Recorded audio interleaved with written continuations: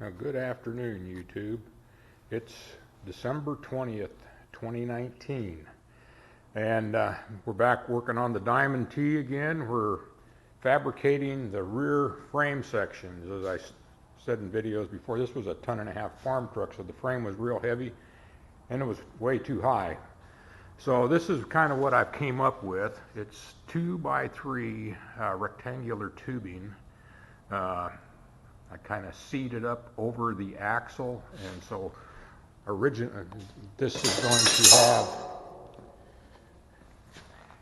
the frame's going to be finished cut right here. I just haven't cut it all the way through so I could still position the axle in it and move it around while I was building the frame extensions.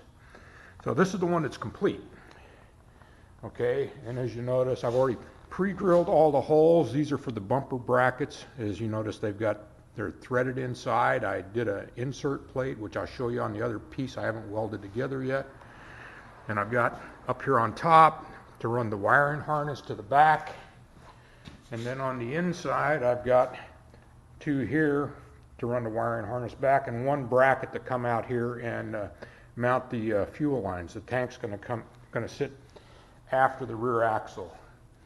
Running a 53, 54 Chevy passenger car fuel tanks from Tanks that's already fuel injection prepared. It's got the windage or the baffle tray inside it. And so this is what we got here. This is the pieces before they're welded together.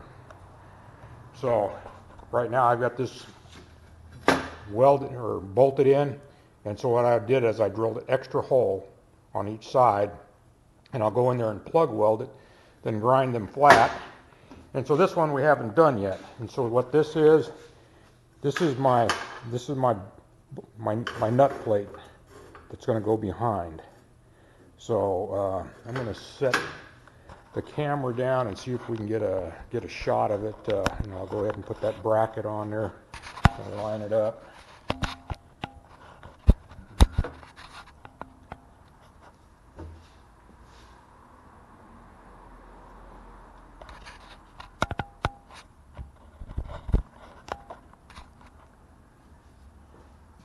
Alright, so I've drilled them for 1/2 20 holes. I showed you a couple days ago I did it on the mill with this Propener tapping head that I bought off of eBay, and it does a fantastic job of making holes. So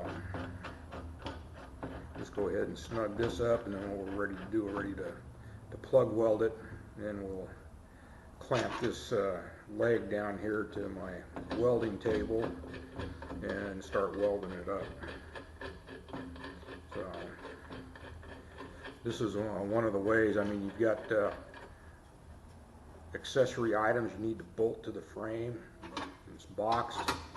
If you got enough, if you're lucky enough to get enough foresight to get ahead of it and then put these nut plates in it, then you don't have to worry about it, because like this is only 1/8 inch wall tubing, and so it would be real hard to, you only get like 2.5 or 3 threads worth of contact in it.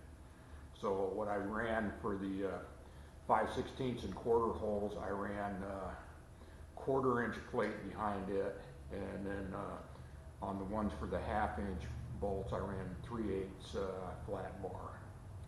So I'm going to go ahead and sign off. Hopefully you'll sign back on. I'll have this one welded together, set on the frame, and pick up box back on. We'll get to take a look at it and see what it looks like.